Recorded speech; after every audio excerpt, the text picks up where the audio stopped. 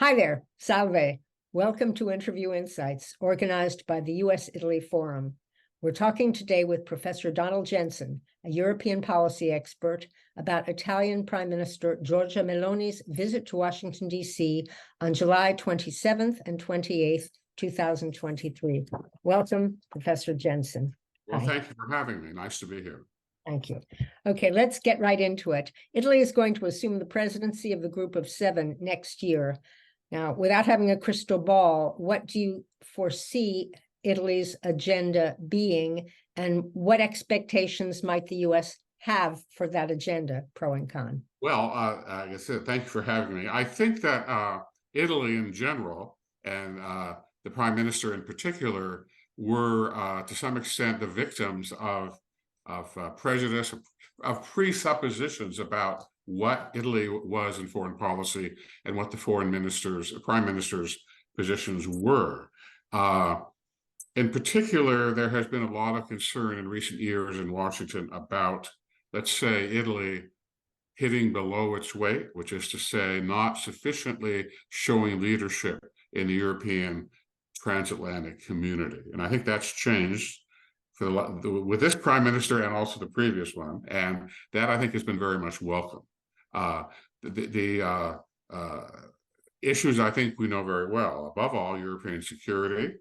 Will we hold the line against Russian aggression? Will the many alliance differences be, I would say, subordinated to the common support for Ukraine, common measures against Russian aggression that all seem to want? And that includes military assistance, fiscal and financial assistance. It also includes increasingly the discussion of rebuilding Ukraine after the war, and also European security. What will that look like after the war ends? Is it going to include Russia? On what terms? And so forth. And on all of those discussions, Italy's leadership at the G7 will be much valued. And I think we're looking forward to that. Second are the European-wide issues that we all know about: economic, migration, environment, energy, all of those issues, which I think the Prime Minister discussed when she met with President Biden. All of those will be central to the agenda of Italy next year. So it's a rich menu, and I think more than before the visit, people are convinced that Prime Minister Meloni is somebody who can handle it, despite the domestic problems, challenges that a coalition government faces in a place as diverse as Italy's political scene. Right. And to follow up on that, you mentioned the Ukraine. Of course, that was one of the front and center discussion points during her meeting with Biden. You alluded to the fact that the foreign policy objectives of Italy and the U.S. seem to coalesce and coincide with regard to Ukraine, but Italy has had this relationship with Russia that is different from the relationship the U.S. had. It is. How do they coincide, and how is she balancing Well, this? I think the official line now from Rome is we completely support the Biden agenda on Ukraine, and I welcome that. If you look at Italian public opinion, it's, as someone told me last week, it's less enthusiastic, but still supportive of Ukraine. As you know, as an Italian American, and I know as an Italian American, the Italian culture, people, country, we regard that Italy with a great deal of warmth, friendship, and kinship, frankly. And I think that's something that everybody supports here, as the Italian lifestyle and everything else about the country is seen very favorably. But even as I say that, we don't fully understand that accommodationist, let's call it, attitude toward Moscow, which started during the Cold War, of course, but continues to some places in some regions of Italy. And we don't fully understand that, because for us, we have a more black and white view of the situation. Italy is a friend, so how could they support or be accommodationist toward Russia? And that's something that we have trouble understanding. Maybe it's our fault. for not understanding Italy better. And there were other misconceptions about Meloni too when she was here, but maybe it's our fault. So Italy is trying to balance that based on their national interests. It's now very strongly pro-Ukraine, very strongly pro-NATO, and that's to be welcomed. That's to be welcomed. Even as we all understand Italy's economic relationship with Russia traditionally, even as we understand the energy situation and Italy's dependence on importing fuel, and that makes relations with Russia, of course, very important. For my graduate school training, I'd also note that certain regions of Italy, we always used to say Bologna, were more sympathetic to communist candidates, even as we fully understood that communism in the Cold War in Italy was not the same thing. And finally, I would say that there is no question that Russian disinformation has targeted Italy in a very direct way. And there was a controversy maybe, 2 years ago with something Lavrov said about Italy. And there's no question that Italy is a target as a potential source of disunity in the NATO coalition for Ukraine. There's no question about that. And it's to the new coalition's credit that they are still leaning in the right way. And that's to their credit. And it shows the leadership that she has exerted even in a short time in office. Right. Talking about being pulled in different directions, immigration policy is one that. Absolutely. But did I not mention that? Yeah, you mentioned it, but en passant. And you know, and I have to point out, maybe I interrupted you. Go ahead. Go ahead. Go ahead. I have to point out to our viewers here that if Russia exploits Italian dissatisfaction with Brussels' policy on integration, for example, the cost of it or the social burden it takes, and we all know what's happening in the Mediterranean, that's something that Russia can exploit without appearing to making Italy the victim of its propaganda. Russia knows very well that Italy's relationship with Brussels has not been, the EU has not been always harmonious in recent years. And so it targets those frustrations. And it's probably not the case that a lot of Italians realize that is how Russia does it. Russia does it with France, Russia does it with Spain, Russia, of course, above all, does it with Germany. It being exploiting what the Kremlin sees as vulnerabilities. And as Putin now is playing the long game, he wants to drag out the war, hope that Western support weakens and the West gets tired. Italy's ability to stay the course, as we say, is important because the Kremlin knows very well the countries that have a public opinion that may be more vulnerable to disinformation. And that's what you're seeing quietly going on right now. So when a certain Italian industrialist or a certain party, we won't name those parties, exploits the frustration with the economic situation in Italy and blames it on the West and sanctions, that's something the Kremlin wants to see happen. And unfortunately, sometimes it does seem to be happening. But Meloni's visit, I thought, was very reassuring, although she described herself as a Republican, American Republican. Her voice was her visit, I thought, was very reassuring, and the personal chemistry with Biden, I thought, was very good. It seemed to be good from the photos. Yeah, it did. That's a photo and not necessarily what's happening behind the scenes. You haven't mentioned, at least in large, China also looms large in the political life of both countries. Yes. I know you're a Russian expert, but Russia and China also. They are, yeah. There was a big, I do follow China closely, but yeah, I'm a Russian expert primarily. There was a debate before the war about who is the greater threat to the United States, Russia or China. And they're both threats in their own way, and in some ways they're complementary, China being a more longer term threat and Russia being a short-term threat. As we've seen, they want to blow up the international system. China wants to redo the international system, but it wants to do it in a more subtle way.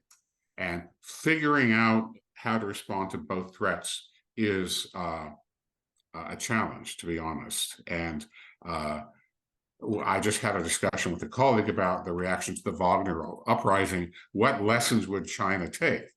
And what lessons does China take regarding the strong Western support for Ukraine? That includes Italy. And there's no consensus about it. I think everybody would agree that China and Russia are both threats to European security. And I think the Also conversation, threats to each other. yes, not to each other, no. Well, maybe down the road, but not now.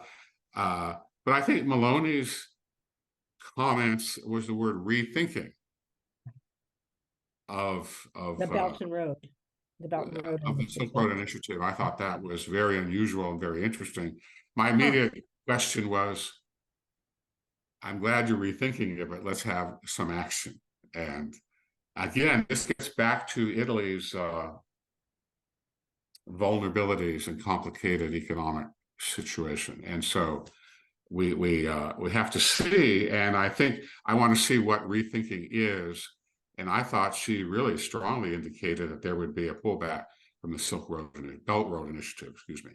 There would be a pullback, and I think Washington would welcome that. I should say to our viewers, Washington doesn't expect every European country to salute. It expects every European country to do its part. And with some countries, it's not spending enough on defense. With other countries, it's something else. So we don't expect slaves, actually. We just expect, the alliance to act in a coherent, unified way. And certainly Italy now, and with Draghi before that, Italy now is really, as they say, carried its weight in a way that I think punching at its weight, as you said. Italy's FDI, that is foreign direct investment in the US, is 4 times what it is in China, which may also be part of Meloni's calculus. Absolutely. And I know think tank people here who work with the Italian defense sector. It's very important. Italy has extremely high economic expertise and capability in a lot of the areas that the US wants, and that will be is encouraged. In fact, the think tanks I talked to about Italy, and I was at a meeting with them last week, it's that defense sector that's particularly valuable to the US government. And that's where I think the Chinese cannot compete very effectively. That in that area, wouldn't have expected that Navy, to be. Navy. I mean, Italy has a reputation as being not the most warlike country in the world. Exactly. Despite our common Roman ancestors. Right. But Italy does have some really expert manufacturing capability in the absolutely. And just as Italy on things like working on immigration issues has a lot of experience, and that's something that we might be able to benefit from as well. Right. Now, this is something that as a European expert may be more reluctant to comment on, but Meloni's background, as you know, is very right. And she did say, I'm a Republican, and was, straight up about that. Her party was close to Trump and conservative groups, conservative think tanks in the US. How has she been able to foster an amiable relationship, a credible relationship with Biden and the Democrats? That's one. You seem to indicate that she has, and one would assume she has from the coverage. But what do both sides have to gain and to lose, given there's a US election looming next year, and no one knows how that's going to go? Excellent question. Well, first of all, I'm always told by my Italian friends and relatives that we don't understand Italian politics very well. So when she talked about I'm like a Republican, I thought that was extremely interesting. I took that as an indicator of her, as we would say, social conservative, more traditional conservatism on social values, not on things that Trump makes a big deal about, like isolationism, like undermining NATO. So the message that she gave to this viewer was Atlanticist, multilateral, strong for defending Ukraine and Ukrainian security, even though she might defer with some Democrats here. I can't, again, I can't be partisan, but I thought she placed herself in a very interesting position, which is to say, sort of mainstream Republican. And certainly Democrats and President Biden can and do well work with both sides of the aisle, as they say. I didn't get Trump flavor at all at this visit, which I thought very interesting, because when you saw the press coming in to the visit, she was described as far right or almost quasi-fascist in a way. I thought that whoever her briefers and handlers were did a great job. I didn't see that at all. She came across to me as like a mainstream Republican candidate, which is to say, as I said, Atlanticist, but on more conservative values, and that's pretty mainstream in a lot of parts of America too. So again, she came across, and I think in a way that gave her message some credibility. The Trump thing, we don't know who will be elected, and in any case, we don't know who'll be nominated. Trump has been all over we don't know who'll be elected. The Republicans in Congress are very strong for Ukraine in large part, and the Democrats are too. And I think in that sense, she was playing to an audience that understood where she's coming from, as they say. And that's I think was a surprise to me, given how I've followed in recent years certain Italian parties that did give grounds for concern about their ties to Russia and everything else. She did not. And I realize that not everybody in her coalition agrees on these things, but again, she did not, and that made her visit more effective. Right, and this segues into the final question. We could go on, but let's do the final question for today. Her predecessor, Mario Draghi, was very well known and respected in Washington long before he became prime minister because of his work in economics and international finance. What has she done, and what can she do? What is she doing as both a newbie on the international scene without that economic financial background, and as a woman in establishing more credibility and negotiating power with DC and also the European arena? Yeah, well, first of all, Draghi, yes, Draghi was highly regarded here. He was a member of my Italian-American Catholic parish here in Washington. Yeah, he was. He did what he did well, which is manage the economy, which was deal with the European Union, which had issues with Rome, had issues with. And all Meloni has to do is play to her strengths, which clearly are charismatic, if I can say that. Is that all right? Charismatic, politically leader like Obama was. Clearly, she's interested in European security and those questions. And as they say, you play to her strengths. But one of her strengths clearly is the fact that she's the first woman prime minister. That's to be applauded. That will be seen very positively in the United States. And I think she did very well there. And I could say the G7 meeting before then, she did very well too. And the timing was close by. And again, in that sense, I think she has America's friendship and support. But again, for Biden, the issue of Ukraine is central, and she did well there. And I think everybody expects now that Italy will continue to be a very vigorous supporter of resisting the Russians. And I think that's a very successful visit. Great. Thank you. That's a very positive note on which to be balanced, but in this sense, the balance is in the positive direction.